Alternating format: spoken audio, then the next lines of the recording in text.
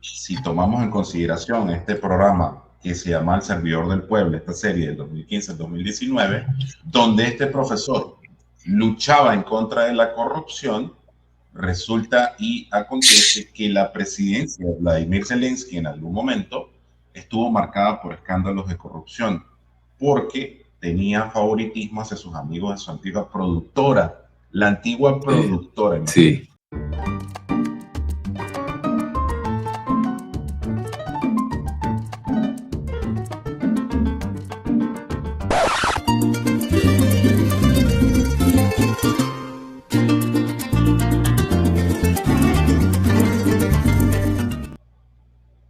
Hola, hola, mis queridas amigas y amigos. Les saluda su querido y adorado GregMax33 en un nuevo programa de Entre Mates y Arepas. Nada, el día de hoy estamos ya metidos en toda la mitad del mes de marzo. Estamos ya a miércoles 12 de marzo. Y pues nada, hoy sí estamos grabando un poquito más temprano el programa, porque nada, estamos aquí para darle con todo. Se ha prestado por una cuestión de agenda. Y el día de hoy, bueno, vamos a estar hablando de un tema que también está dentro de lo que son la cotidianidad, las noticias, porque estamos sumergidos dentro de tantas noticias que nos lleva ineludiblemente a evaluar la situación, que realmente es bien complicada y una potencialidad no nada agradable, la situación que tenemos con la guerra de Ucrania. Y obviamente vamos a estar hablando de los personajes que están inmersos dentro de esta situación, porque nos atañe y es realmente importante. Pero antes de iniciar con el programa de este miércoles, vamos a nuestro querido Armando Aselio para iniciar el día. Hola, ¿Cómo estás, Max. Armando? Muy buen día. Hola, Greg. ¿Cómo andas? Muy buen día. Acá tomando mi mate, mi consuetudinario mate del despertar. Extracción a mateína.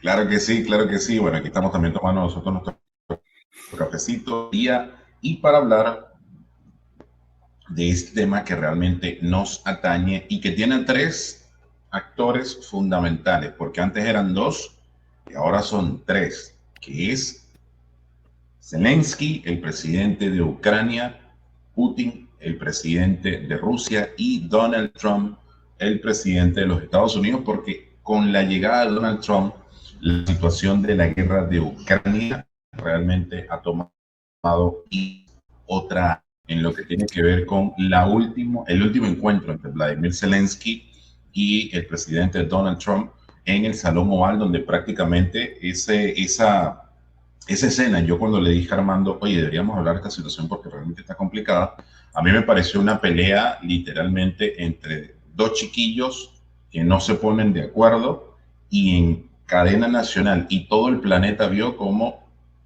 Donald Trump increpaba a Zelensky, Zelensky increpaba a Donald Trump, y realmente parecía, lo que menos parecían eran dos presidentes hablando de una situación cotidiana. Entonces, nada, como siempre, para iniciar nuestro programa del día de hoy, vamos a darle el pase a mi querido Armando. Armando. Bueno, lo que vos, o sea, primero a mí me gustaría decir que me gustaría saber mucho más de polemología, que es la ciencia que estudia el conflicto. Viste, en marketing te hacen estudiar mucho el marketing como disciplina es tributario de alguna teoría castrense, ¿viste? Por eso táctica, el plan estratégico de marketing, la táctica, la estrategia, etcétera, etcétera. La polemología es una parte de la ciencia que estudia el conflicto, ¿entendés? El conflicto de los seres humanos.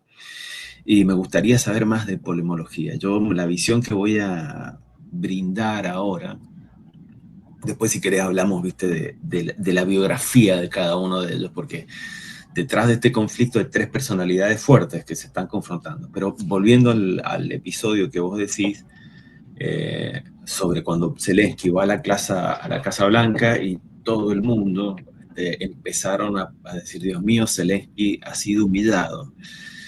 Sin embargo, para mí fue un enfrentamiento estratégico. Desde el comienzo, o sea, vamos a analizar así. desde el comienzo de la guerra de Ucrania, Zelensky ha jugado, viste, una partida de alto riesgo. Es decir, no ha jugado con fuego. Entonces ha navegado entre el apoyo occidental, la necesidad de financiamiento, porque una guerra cuesta carísima, millones de dólares por día, y la presión constante de Rusia. Y esa noche él sabía que entraba a la oficina oval de la Casa Blanca con una misión muy clara, que era garantizar el respaldo incondicional de Estados Unidos y, si era posible, lograr un compromiso de adhesión de Ucrania a la OTAN. ¿Qué significaba eso? Bueno, que si Ucrania adhería a la OTAN está obligada a defenderla en el caso de conflicto, lo cual escalaría el conflicto sin duda alguna. Pero Trump, que no se cuece de un solo hervor, como decía mi abuela, también sabía exactamente lo que Zelensky iba a hacer, y no, mucho menos Trump, no iba a caer en el juego. Zelensky en un primer momento es actor, sabe que actúa bien, sabe manejar las cámaras y los medios, sabía que tenía esa ventaja frente a las cámaras. Como su colega y antecesor, Ronald Reagan, actor, también sabía que era un gran comunicador y sabía que tenía una ventaja contra de frente a la cámara. Y Zelensky en esa oportunidad empieza haciendo lo mejor que sabe hacer, que es actuar. Y apela a la moral, a los valores occidentales, a la necesidad de proteger la democracia. Habló del sacrificio de su pueblo, que es innegable, la brutalidad rusa, que es innegable. Yo tengo otro canal, ¿sabes? Y otro TikTok, ¿viste? Donde hablo de marketing político. Muchas veces me han dicho pro-ruso, nada más lejos de la realidad. O sea, y lo digo, o sea, yo soy pro-marketing político y pro-análisis desde el marketing político. Repito, me gustaría saber más de polemología para dar más elementos, más elementos racionales al análisis de este conflicto. Bueno, hablo de la brutalidad rusa, de la importancia de mantener el apoyo de Estados Unidos, lo cual es real, porque ellos sin la guita estadounidense no hacen nada. Pero el primer problema es, creo yo, no haber estudiado el perfil de Trump. Trump no juega a la moralidad.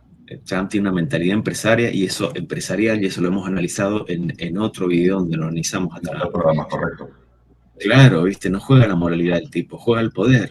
Es un hombre, es un animal de poder, si los hay. Después vamos a hablar de Putin y del mismo Zelensky. Y desde el primer momento, el equipo de asesores de él, no olvidemos que él está asesorado también por la CIA, por los servicios y qué sé yo, sabía que Zelensky no solamente estaba allí para dar las gracias, sino estaba allí para negociar la presión pública, digamos, que desembocara en el apoyo de Trump. Cuando Zelensky busca arrinconar a Trump esperando que el mandatario titubeara, el vicepresidente J.D. Vance interviene, lo acusa de faltarle respeto a Trump y transforma la discusión en un problema de protocolo y de lealtad. Y para mí, desde el punto de vista del marketing político, eso es un golpe genial, porque desvía el foco de la atención del verdadero debate. Entonces le dice, vos le estás faltando, no sé si viste vos este video. Y para mí, desde el punto de vista comunicacional, es brillante porque lo descolocó. O sea, a partir de ahí, Zelensky queda absolutamente descolocado y toma el control Trump.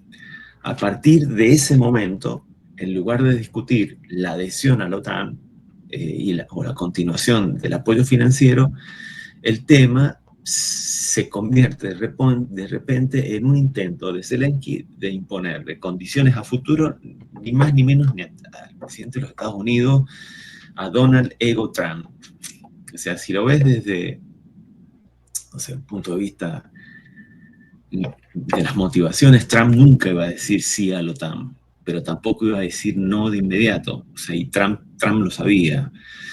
Si decía que apoyaría la adhesión a Ucrania, él sabía, era muy consciente que iba a perder el apoyo de su base de votación de nacionalista, y si decía que no, se iba a exponer a críticas de los halcones republicanos por un lado y de los demócratas que lo acusan de estar siempre demasiado cerca de Putin.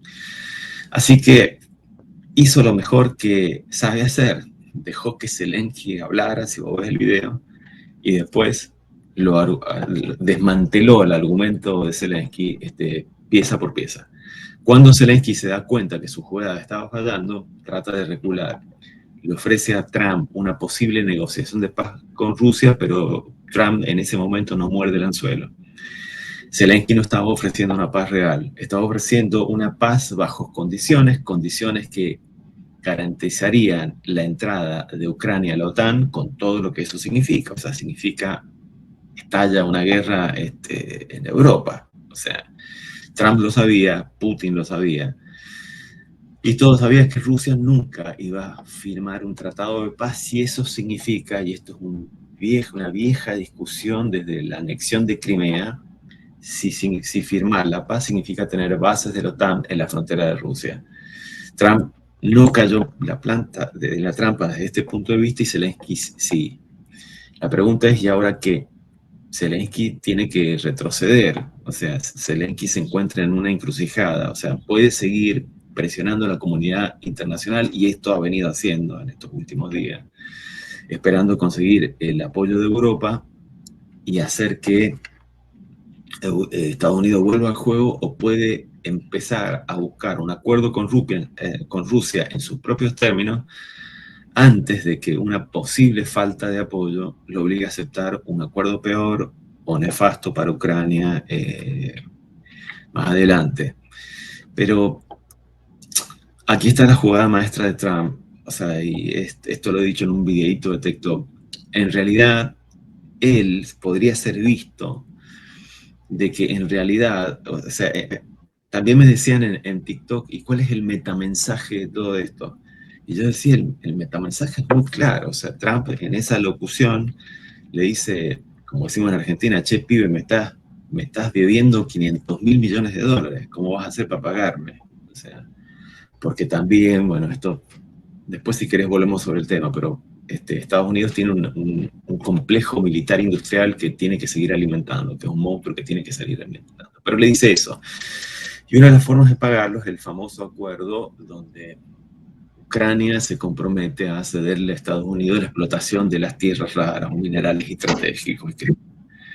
Y otro sería el negocio de la reconstrucción de Ucrania después de la guerra. Y no hay que olvidarse de que Trump es un empresario que empieza en el campo inmobiliario. Pero digamos, volvamos a esto. Al negociar acuerdos comerciales sobre minerales estratégicos, Trump garantizaría que Estados Unidos tenga una presencia física y económica en Ucrania.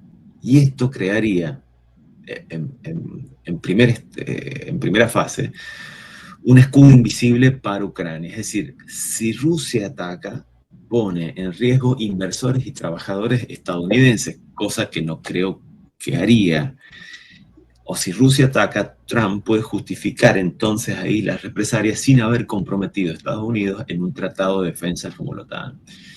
Y ahora yo pienso que Zelensky tiene menos posibilidades, de hecho las está teniendo de lo que pensaba. Por otro lado, si vos analizás de la biografía también de Trump, no solo Putin, sino Trump juega a largo plazo, nunca juega a corto plazo.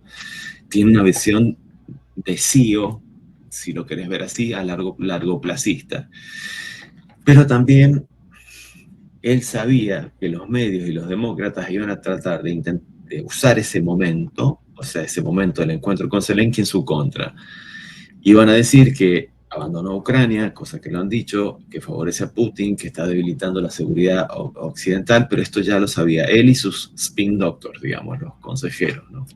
Pero también sabe que tiene elecciones de aquí a 2 años y tiene 2 años para demostrar que esa estrategia que ha seguido es la correcta. Sabe que en última instancia su base electoral lo va a seguir si evita que Estados Unidos se involucre en una guerra sin fin, en una campaña sin fin. Ya ha tenido 2 campañas sin fin, la de Irak y la de Afganistán, donde han habido muchas pérdidas humanas y de recursos estadounidenses. Y repito, él tiene una visión, Trump, de la guerra como si fuera un negocio. O sea, para él la guerra es un mal negocio. Pero a lo largo de su gestión anterior no tocó el complejo militar industrial, lo dejó intacto, pero descubrió que existen otras formas de hacer la guerra que no necesariamente significan mandar tropas a morir, o sea, jóvenes al frente, jóvenes a morir, y ve, como te digo a mí, los ingresos deben superar a los costos. Y para mí, visto desde este punto de vista, Trump, que sigue siendo, viste, repito, un hombre de negocios, lleva, viste, como 10 movidas más adelante de todos los actores, ¿no? Nada, eso es mi primera parte de la intervención. Fíjate una cosa, mientras ibas hablando, yo iba y viendo accionar de Donald Trump, uno que sabe jugar ajedrez, yo sé jugar ajedrez, cuando tú te enfrentas a un buen jugador de ajedrez, y el buen jugador de ajedrez no está pensando solamente en la jugada que está ejecutando, sino que está pensando en hasta 5, 6 y 7 movimientos que tú vas a ejecutar en base a la jugada. Entonces, cuando tú analizas el trasfondo de cada movimiento de Donald Trump, incluso en el canal hemos hecho hasta ahorita 2 programas de Donald Trump. Este sería el tercero que estamos haciendo, por la capacidad que tiene Donald Trump de tomar acciones y ver a futuro, que es lo que le ha permitido retornar a la presidencia de la República después de haberla perdido ante Joe Biden hace unos 5 años atrás. Entonces, ¿qué es lo que a mí me preocuparía de todo esto? Que si tú te pones a analizar desde un punto de vista mucho más profundo, dentro de este juego, yo siempre vi a Zelensky, presidente de Ucrania, como un títere, ¿ya? ¿Y por qué yo lo he visto como un títere? Y me hago responsable de las palabras que estoy diciendo. Yo siempre asumo las palabras que voy diciendo con total libertad y porque lo que yo digo siempre tiene un trasfondo.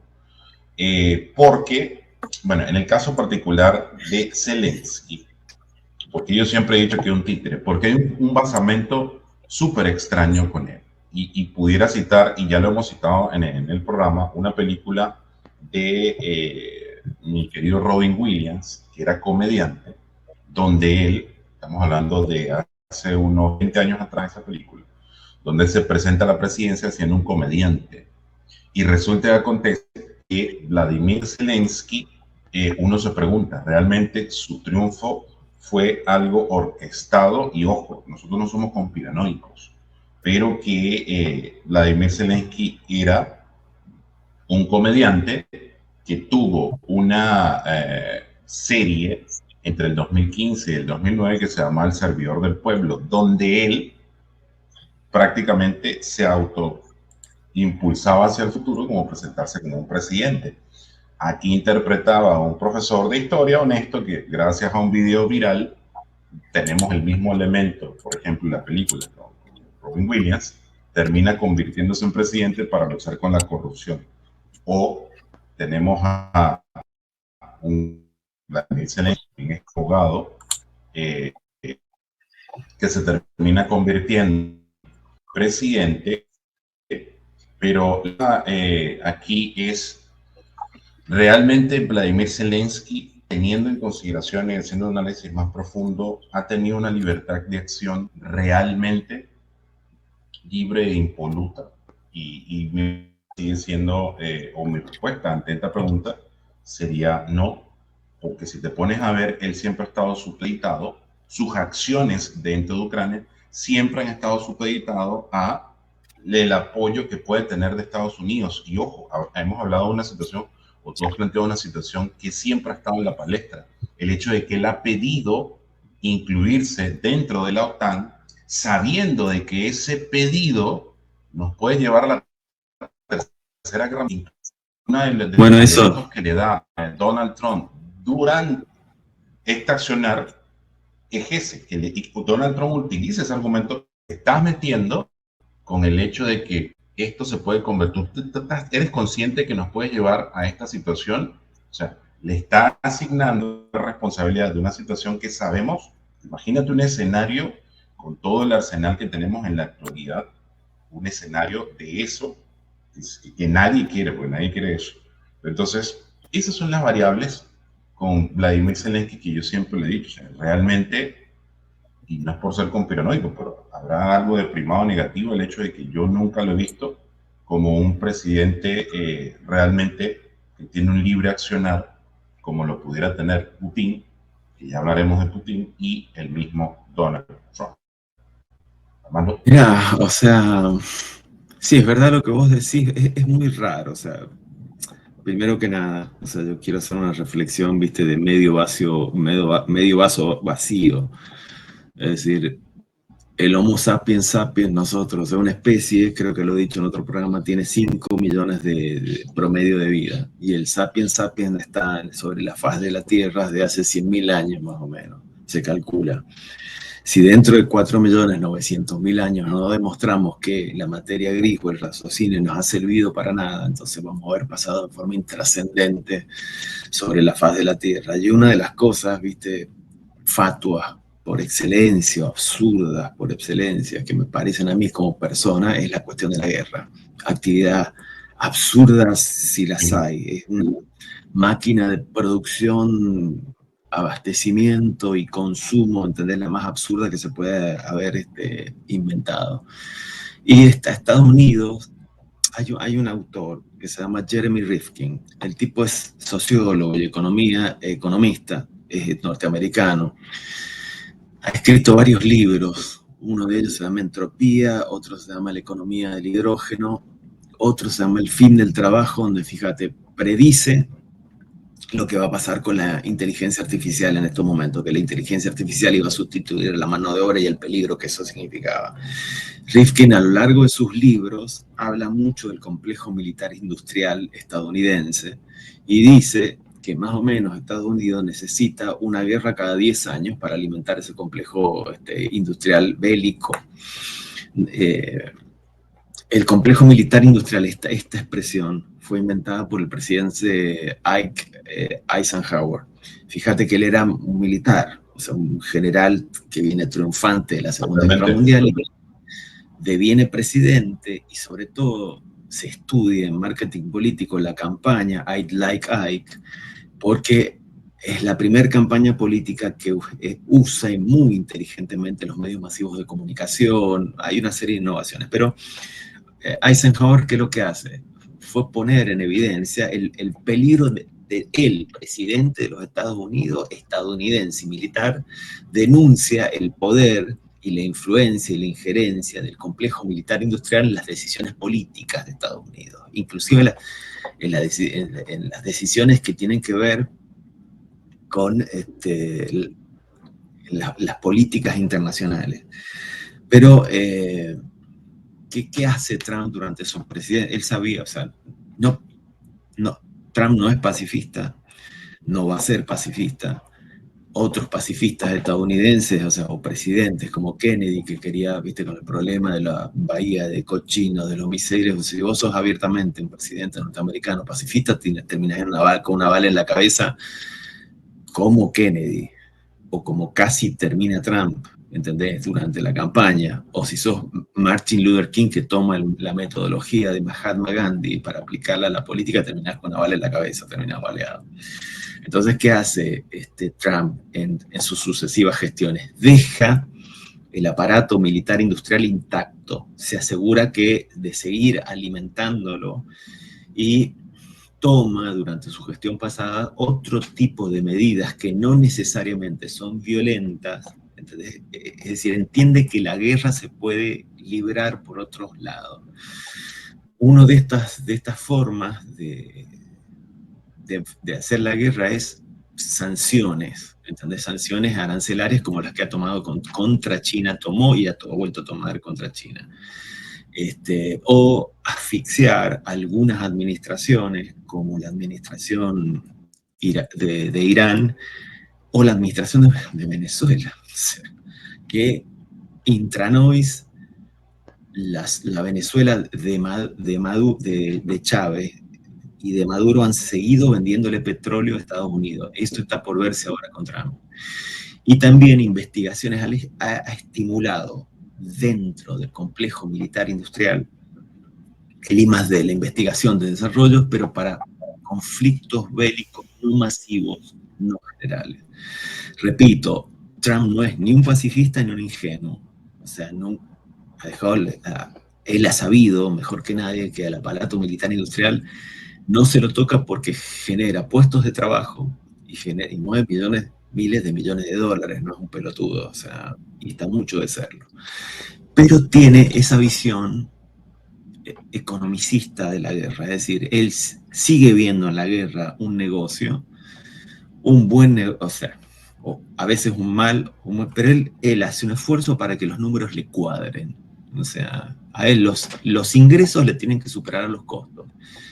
No va a asumir ni riesgos ni costos innecesarios. Y en los riesgos innecesarios y los costos innecesarios están incluida la vida de los pibes que pueden mandar al muere. O sea, Trump también pertenece a una generación que vivió en forma traumática la pérdida de Estados Unidos en la guerra del Vietnam.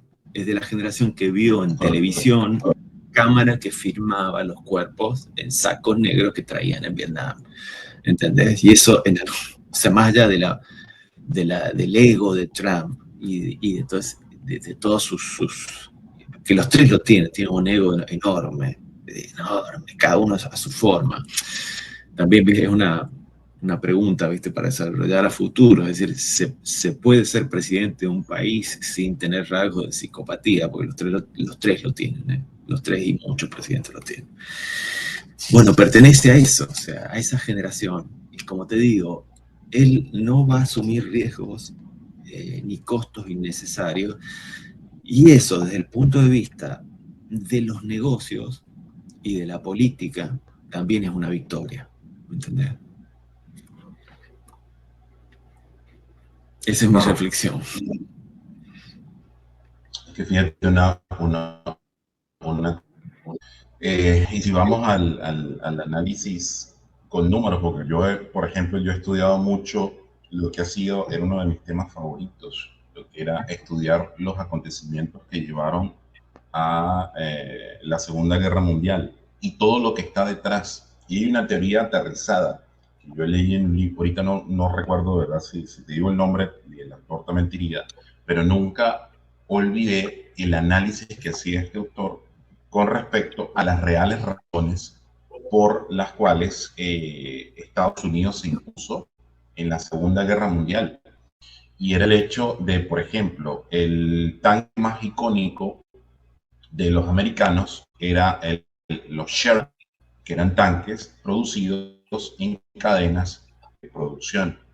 Y en los cálculos se estipula de que se produjeron más de 50.000 tanques Sherman durante la Segunda Guerra Mundial. O sea, estamos hablando de un número altísimo, 50.000 tanques Sherman en un lapso porque si nos ponemos a analizar, los Estados Unidos intervinieron ya prácticamente cuando la Segunda Guerra Mundial tenía 2-3 años, en el año finales del 41, después de los ataques de Pearl Harbor, si mal no me equivoco.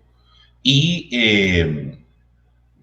por ejemplo, lo contraponemos con cuántos tanques produjo Alemania durante la Segunda Guerra Mundial y sumando todos sus grandes tanques, el Tiger 1, el Tiger 2, el Tiger 3, el King Tiger y lo que eran los Panzer 1, 2 y 3, no produjeron más de 2.000. Entonces, aquí estamos viendo un desbalance altísimo. Y hay algo que incluso se sabe por historia, por análisis, de que se requerían 14 tanques Sherman para poder derrotar un tanque alemán porque las balas rebotaban. Entonces, ¿cuál es el resumen de todo esto? De que Estados Unidos se impuso en la Segunda Guerra Mundial por una cuestión de manufacturar más armamento para poder imponerse. Y a partir de allí, el aparato industrial militar ya perfeccionado, ya creado después de la Segunda Guerra Mundial, tenía que alimentarse como un animal voraz que le tienes que estar dando alimentación constante. Y bueno, ahí están los resultados, más allá de ser conspiranoicos, o sea, los resultados que se han dado después de la Segunda Guerra Mundial, donde hemos ido a guerras como la de Vietnam, cuando tú haces análisis en frío. Guerra de Corea, guerra de Corea, guerra de Corea también, claro. O sea, tenemos esas guerras que O sea, si te pones a hacer un análisis en frío sobre realmente era necesario que Estados Unidos interviniera durante estas guerras y tú dices, no, o sea, están en sitios que están realmente en otros continentes y no tiene sentido. Pero a lo que los atañe ahorita es esta situación con nuestro querido Trump, Zelensky y Putin. Hablando un poco más de lo que es Zelensky, ya cayendo en el hecho de lo que nos ha tenido el programa, la guerra de Ucrania y Rusia. Lo anecdótico de Zelensky, que ya dijimos que desde mi punto de vista tiene una situación bastante extraña con el hecho de ser un comediante actor que se termina convirtiendo en presidente, y que si tomamos en consideración este programa que se llama El Servidor del Pueblo, esta serie del 2015 al 2019, donde este profesor luchaba en contra de la corrupción, resulta y acontece que la presidencia de Vladimir Zelensky en algún momento estuvo marcada por escándalos de corrupción, porque tenía favoritismo hacia sus amigos de su antigua productora, la antigua productora, sí. donde se hizo hay una cosa, tuvo una caída de popularidad. Dime, hermano. No, ha salido un fenómeno de los Pandora Papers. Todavía no he tenido tiempo de chequearlo. En los Pandora Papers se pone en evidencia, o sea, muchas cosas, se sacan muchos trapos al sol de Zelensky. No es el héroe impoluto, él se ha transformado a través de los medios de comunicación y lo han transformado, viste, en un héroe, en un símbolo de la resistencia de Occidente contra Rusia y qué sé yo. Esto no me hace prorruso, o sea, yo cada vez más más lees, más pensás y más incrédulo te volvés.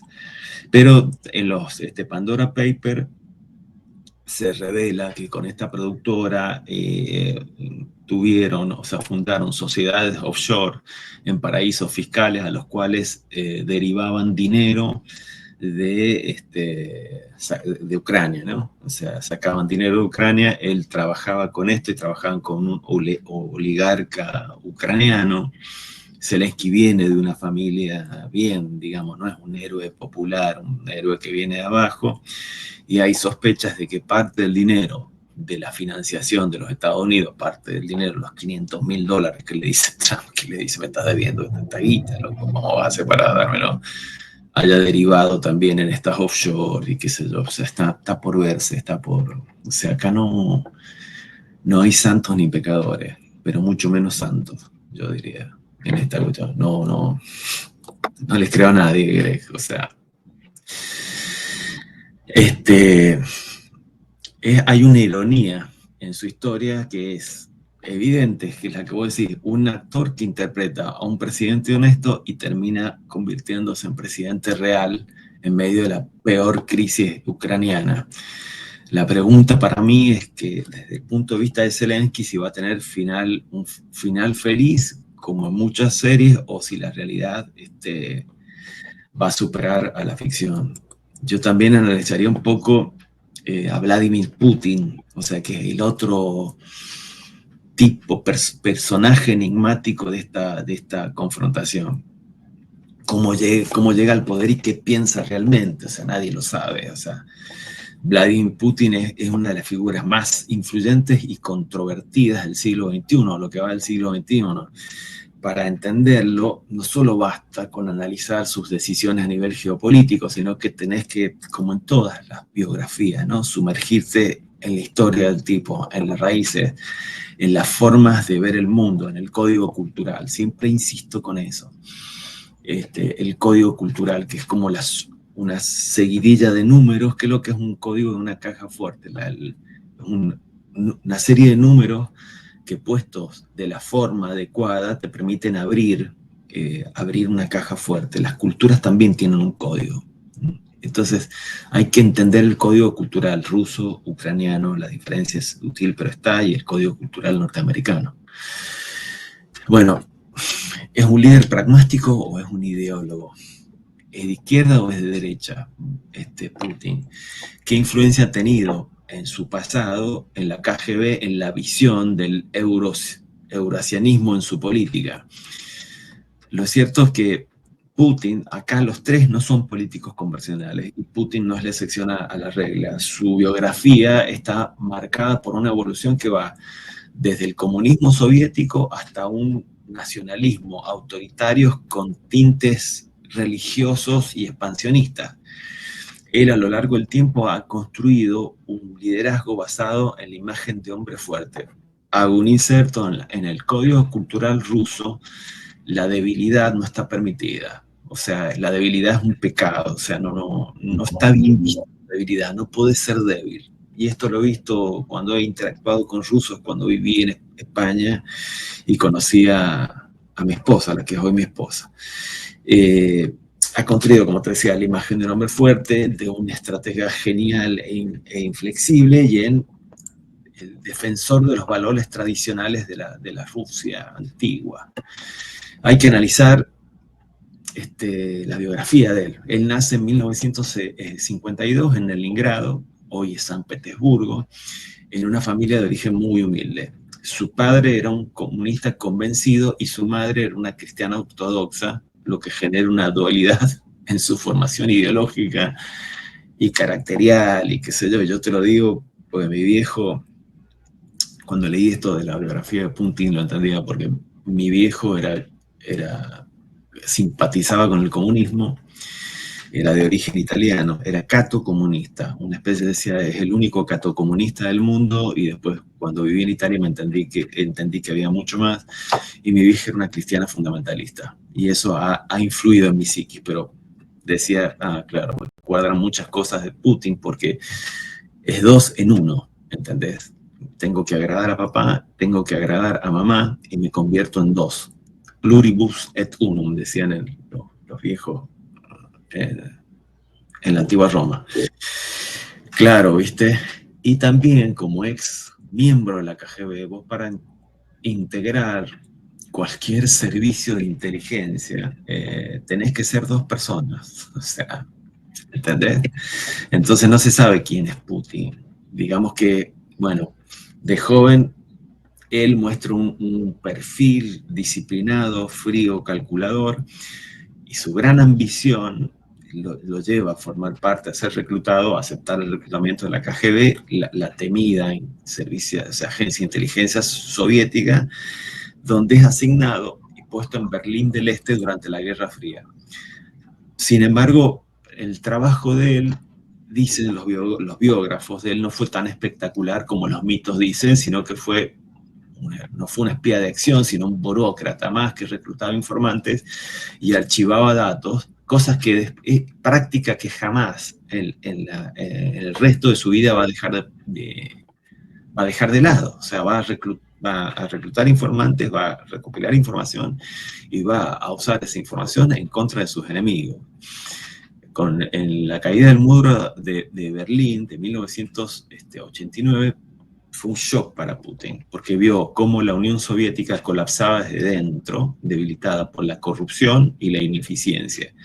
Y este evento lo marca profundamente y marca su visión del mundo, en el sentido de que empieza a pensar ahí de que la idea es de que sin un liderazgo fuerte y un Estado centralizado, Rusia estaba condenada al caos. Y si pensás el liderazgo, o sea, cuando yo leí esto, ¿viste? Esta idea, ¿viste? Liderazgo fuerte, Estado centralizado, pensé en Stalin.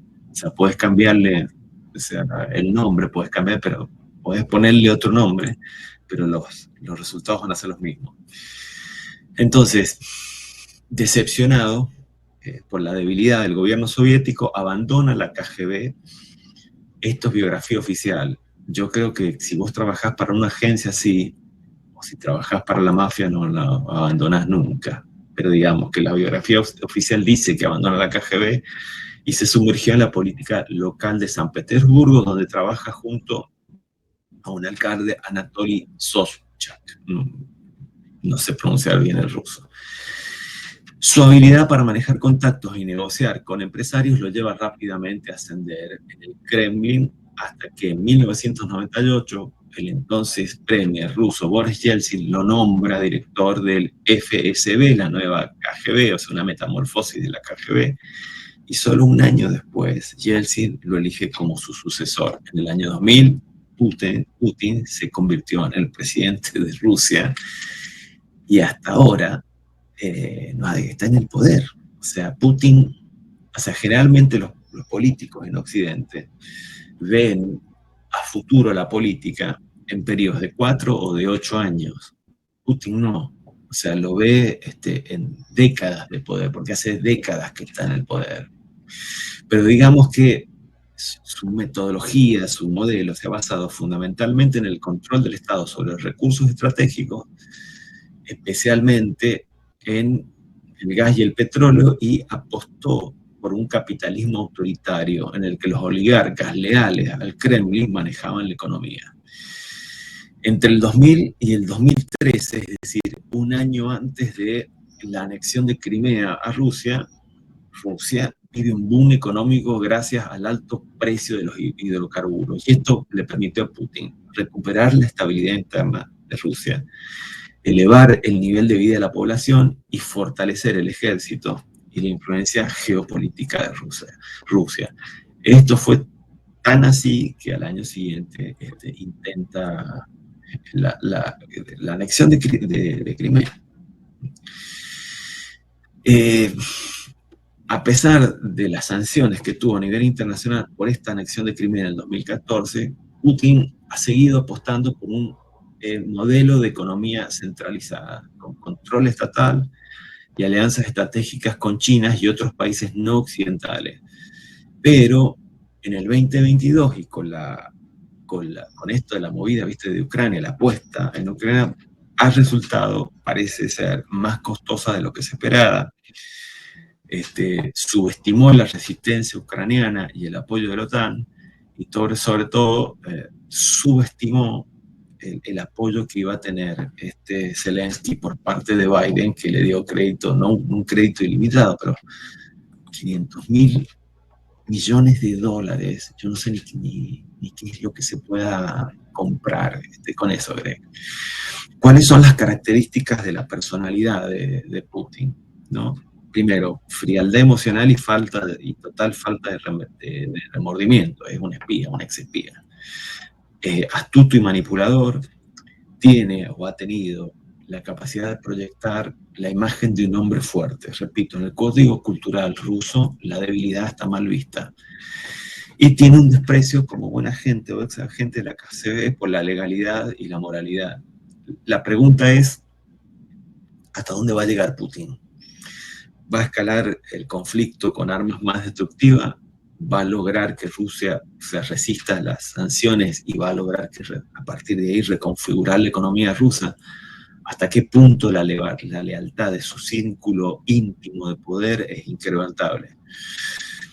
Putin ha pasado a ser un líder popular y pragmático con esto de la guerra a ser un autócrata obsesionado con su propio legado.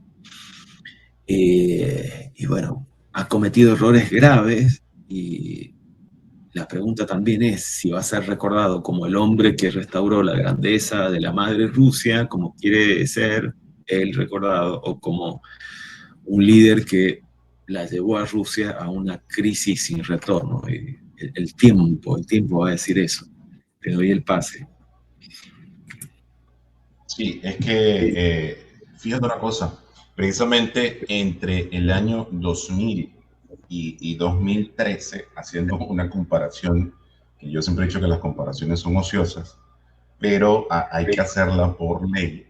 Estamos hablando de un país que tiene la posibilidad de sustituirse con lo que es petróleo y gas,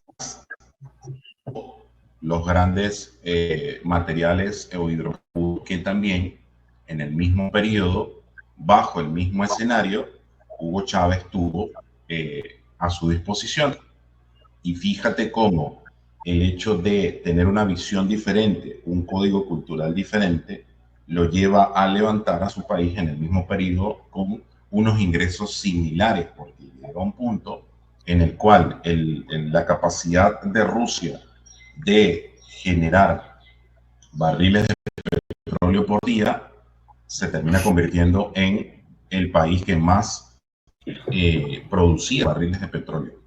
Entonces, aprovecha de convertir a lo que es Rusia en el líder económico de la región. Incluso, si mal no recuerdo, Rusia había sido incorporado en el famoso G7, que se termina convirtiendo en el G8, que es expulsado porque precisamente hace la invasión a Crimea en el 2014, esa capacidad que tenía.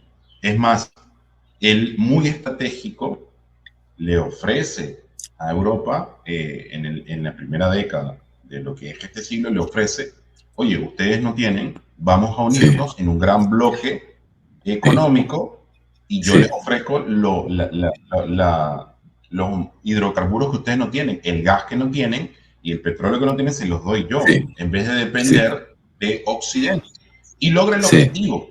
Obviamente que después de la situación que tiene Ucrania, Europa se da cuenta de que tenía prácticamente Vladimir Putin se les adelantó desde la primera década cuando les empezó a hacer crecimiento, sabía que en algún momento iba a ser su moneda de canje y el gran oleoducto, porque hay un grande oleoducto.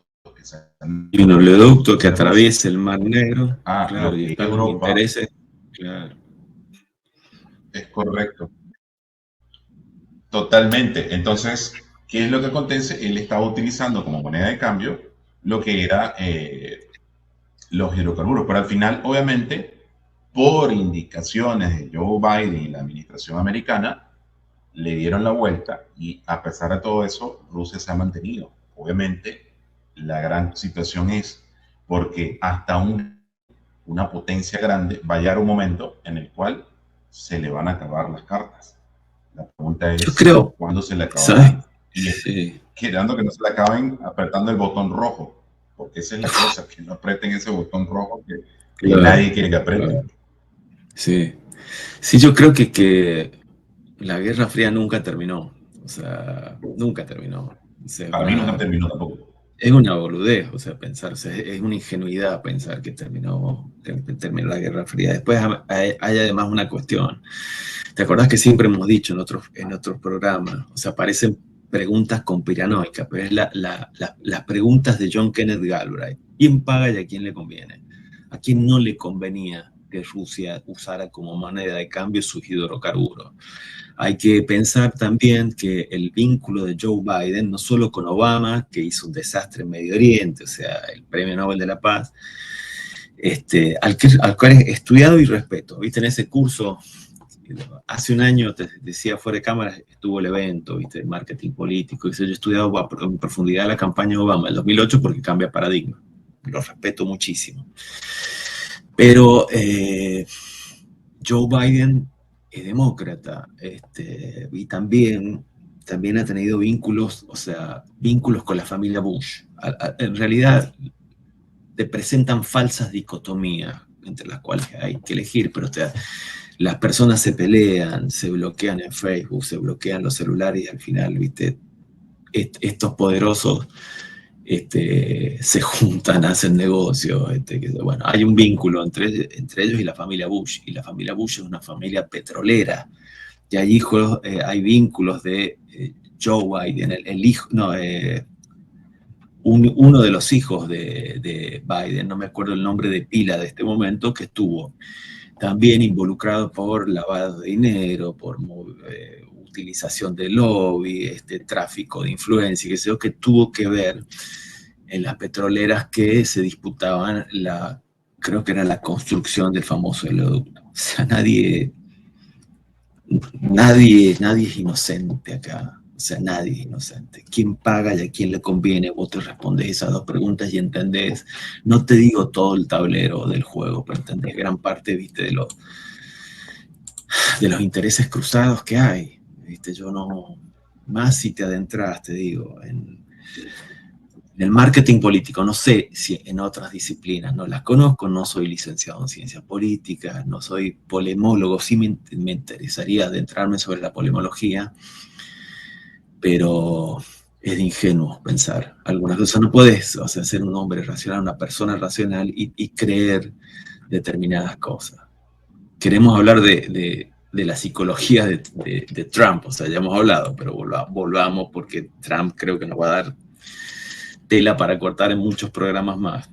Ya él, o sea, es un político o un depredador. O sea, desde la infancia, y esto lo hemos dicho, Trump fue entrenado por su padre, Fred Trump, para ganar a cualquier precio. O sea, no se lo crió con sensibilidad ni empatía, sino con una mentalidad competitiva extrema.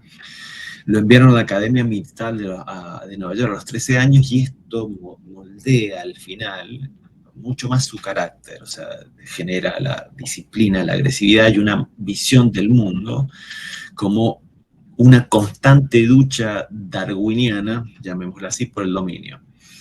La psicología de Trump se caracteriza por varios rasgos dominantes. Primero, un narcisismo extremo, y de ahí estaría bueno hacer un programa sobre si tenés que ser un psicópata para ser presidente. Me viene a la mente, había una serie sobre un asesino serial, un asesino serial con una Dexter, con una faceta, viste, buena, moral, que era que mataba a aquellas personas sin dejar rastro a aquellas personas que habían sido liberadas, eran culpables, habían sido liberadas por el sistema judicial, ¿no? Entonces, en un diálogo que tiene con una psicóloga, la psicóloga le dice que en realidad la psicopatía es un don de la naturaleza. Pero bueno, narcisismo extremo. O sea, no solamente quiere ganar Trump, sino que necesita ser visto como el mejor. Necesita de la imagen pública impoluta o de ganador, y el reconocimiento para él son mucho más que la sustancia o el néctar de la vida. Su obsesión con la marca Trump no es solamente empresarial, sino una extensión de su ego. Tiene una agresividad, Trump no negocia, se impone. Su estilo de liderazgo es confrontacional y desafía tanto aliados como enemigos.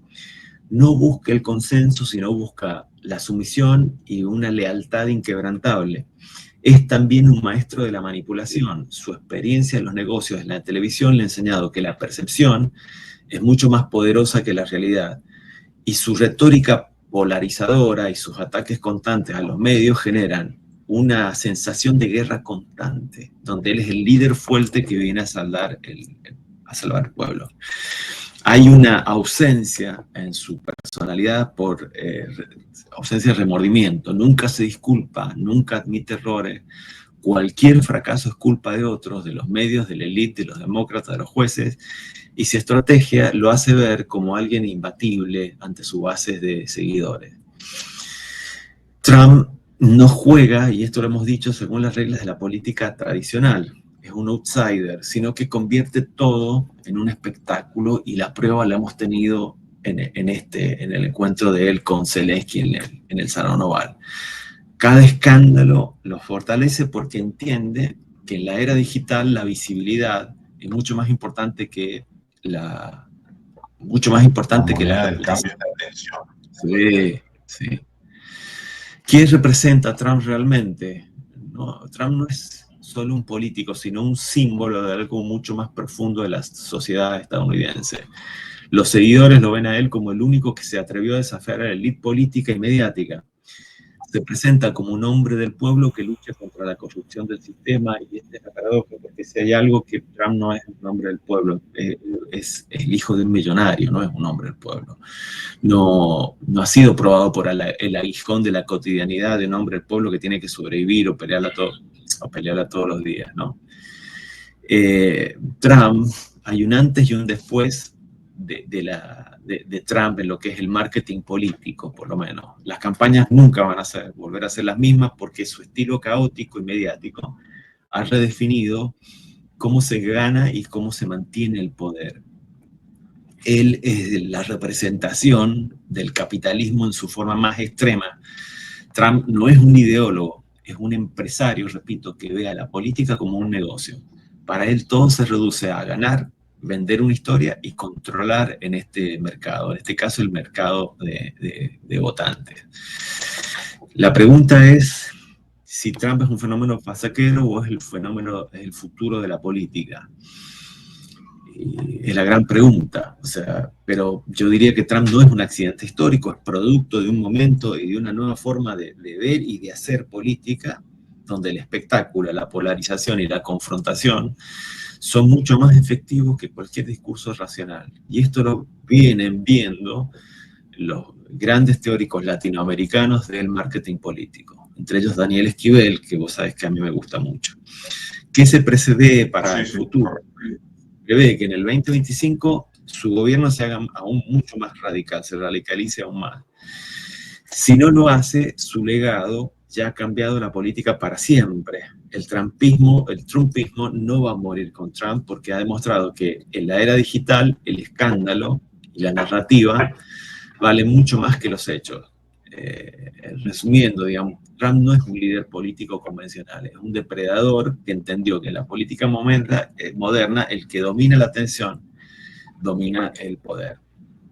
Y eso es lo que tengo para decir de este hombre. Sí, es que mi querido Donald Trump, del cual hemos hablado esta es la tercera que incluimos a Donald Trump, y probablemente no sea la última, porque Donald Trump, siendo un político no tradicional y siendo un hombre de medios y teniendo todas las características psicológicas que tiene, obviamente nos va a seguir brindando información para probablemente seguir avanzando en lo que es y tiene que hacerlo, porque en su presidencia, y tiene que hacerlo porque los tiempos actuales, los tiempos modernos han cambiado mucho lo que es la forma de hacer política. Tenemos presidentes como Javier Milei, que ha cambiado la forma de hacer política en la Argentina. Tenemos a el Nayib Bukele, el presidente de El Salvador, quien también ha cambiado la forma de hacer política, incluso a tal grado de que probablemente hagamos un programa también de estos dos presidentes latinoamericanos, porque su forma de hacer política, y en el caso particular de Nayib Bukele, lo ha llevado a ser una persona que ha tomado decisiones bien radicales que no se habían tomado antes, siendo en un país centroamericano que en algún momento fue considerado lo que era el país más violento por toda la criminalidad que estaba inserta en El Salvador. Pero ahora lo que nos ha llevado a este programa, obviamente, es realmente esta situación que ha sido el disparador de este capítulo entre Trump y Zelensky, quién la ganó. O sea, si nos vemos, vamos a ver quién ganó este round. Yo creo que aquí no hay, yo lo veo así, no es una cuestión de ganadores, sino un juego, un show. Es una forma de hacer política totalmente diferente, donde simplemente mi querido Donald Trump está buscando que, como decía Armando, los números cuadren, que los números estén en verde. Y si esta forma de hacer que los números estén en verde es mediante lo que es la polémica, lo que es la confrontación y la manera diferente de hacer política, como la ha hecho Donald Trump, o sea, definitivamente vamos a seguir teniendo casos como este.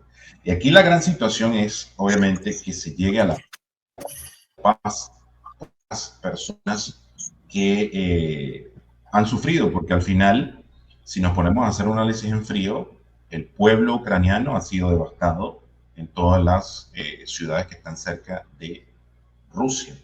Y obviamente también tenemos a todos estos jóvenes que han sido alistados a las tropas rusas que han entrado a Ucrania y que han sufrido la situación que han sufrido. Entonces, la situación aquí en el fondo es llegar a una paz realmente satisfactoria, que al final no va a llegar a una satisfacción porque el centro, dije en algún momento, es Ucrania.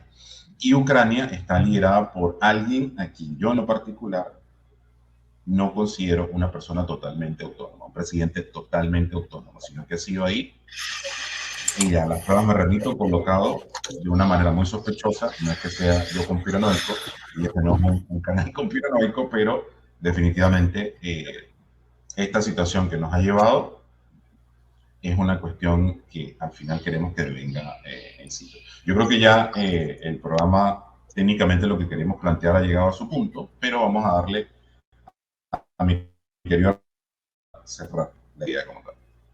No, ¿qué es lo que puede suceder con los tres actores, digamos? O sea, ¿cuáles son los cursos posibles de acción para Trump en el futuro? Primero, presionar a Zelensky para que acepte un acuerdo con Rusia. Cosa hasta el momento, hasta el día de hoy, poco probable. Cortarle el grifo del dinero, cosa que ha hecho. O sea, ya le ha cortado el grifo del dinero y va a bregar, Trump está bregando porque Europa asuma más responsabilidad financiera y militar en la defensa de su propio territorio. Es decir, está haciendo eso. ¿Qué va a hacer Putin? ¿Qué es probable que haga Putin? Va a seguir desgastando a Ucrania, confiando en que Occidente pierde el interés, va a mantener su alianza con China e Irán para sostener su economía. Recordemos que Putin juega a largo plazo y va a jugar con la idea de un acuerdo de paz, pero solo para dividir a los enemigos. O sea, Putin no tiene prisa. Si hay algo que ha demostrado Putin a lo largo de los años es que no tiene prisa, es un jugador de ajedrez. Ya ha visto lo que pasó en Afganistán con los talibanes, solo tuvieron que esperar 20 años hasta que Estados Unidos se cansó y se fue. ¿Por qué no hacer lo mismo con Ucrania? O sea, el problema es que Zelensky se ha demostrado ser un títere difícil de manejar. ¿Qué va a hacer Zelensky? ¿Qué es probable que haga? Va a tratar de garantizar el apoyo militar europeo con o sin Estados Unidos. Va a seguir pidiendo más armas y ayudas sin importar quién esté en la Casa Blanca y va a apostar a la idea de que cuanto más resista, más costoso va a ser para Rusia mantener la guerra. La conclusión es que el show sigue, pero el guión está por cambiar. Trump ve a la guerra costosa, Putin ve en la guerra una oportunidad y Zelensky ve en la guerra una suerte de lucha existencial. Los tres saben que el tiempo es un arma poderosa, pero el problema con jugar al desgaste es que nadie sabe realmente quién se va a cansar primero. Y si hay algo seguro es que ninguno quiere ser el primero en parpadear, porque el primero que parpadea pierde. Eso es correcto. Aquí, y esa frase, con esa frase quiero cerrar el programa, pero estamos hablando de un parpadeo que involucra a todo el planeta. O sea, no es un parpadeo que pudiéramos decir el barrio, o sea, donde el que pelea el guapo más guapo del barrio simplemente va a ser respetado. No, aquí, y yo lo veo desde su punto de vista, porque estamos ante una lucha de quién es el más guapo del barrio, utilizando el factor tiempo y haciendo un juego de ajedrez mundial en un que incluso involucra a América Latina, porque sabemos que en el caso particular de Rusia tiene intereses en el norte de lo que es la parte suramericana, con todo el apoyo que le ha brindado al gobierno bolivariano desde tiempos de Chávez. Entonces, imagina hasta dónde llega esta situación con este juego, los tres estrategas, porque incluso yo viéndolo desde ese punto de vista con Vladimir Putin, que es una persona que juega a largo plazo, a mí no me sorprendería de que el movimiento que hizo en Venezuela fue obviamente para tener y estar cerca. Lo que pasa es que no han llegado a ese punto todavía, pero a mí no me sorprendería que en algún momento en Venezuela pudieran aparecer estos misiles supersónicos que tiene Vladimir Putin a su disposición y que puedan estar más cerca de Estados Unidos. A mí no me sorprendería en el caso particular, pero bueno, al final aquí lo que nos, quién va a ganar la partida antes de ese pestañeo, ya lo veremos porque próximamente en los meses la situación va a cambiar totalmente. Así que nada, esperemos que esta situación no escale a lo que no queremos que escale y que definitivamente se resuelva de la mejor manera posible, pero nada, ahí está para análisis de todos ustedes, como siempre, agradeciéndole a todas las personas que nos han estado apoyando hemos estado creciendo de manera exponencial. A todos los comentarios, yo siempre me voy a dar el espacio de leer todos los comentarios, responderle a todas las personas, porque siempre considero que una persona te diga algo positivo, te diga algo negativo, te diga algo para expresarse, porque sabemos que los comentarios a veces son bastante jocosos. Yo voy a estar para responderlos porque para mí todos son importantes. Si me están dando tiempo, yo les voy a dar tiempo y voy a estar ahí para el apoyo. Invitando a las personas que ven este programa por primera vez, que llegaron hasta la hora, porque tenemos seguidores también que ven los programas completos. A esas personas hay que agradecerles profundamente, porque estas personas están haciendo que nosotros sigamos aquí hablando cada programa 1 hora, 1 hora 20, para hacer análisis profundos sobre situaciones de la actualidad, y que nos los han dicho en comentarios. En el último programa nos dijeron, vimos el programa completo y definitivamente ustedes son personas que manejan y tienen una habilidad importante. A esas personas, a esos seguidores, gracias por darse el espacio de tiempo de ver nuestros programas completos, e invitarlos a que se suscriban a las primeras personas al canal, denle like, sigan dando nuestros comentarios para que nosotros podamos seguir creciendo y sigamos adelante. Como siempre, me despido con nuestra frase típica: que Dios me los bendiga, que el universo me llene de amor. Namaste. Mi alma saluda a sus almas. Nos vemos la próxima semana. Nos vemos.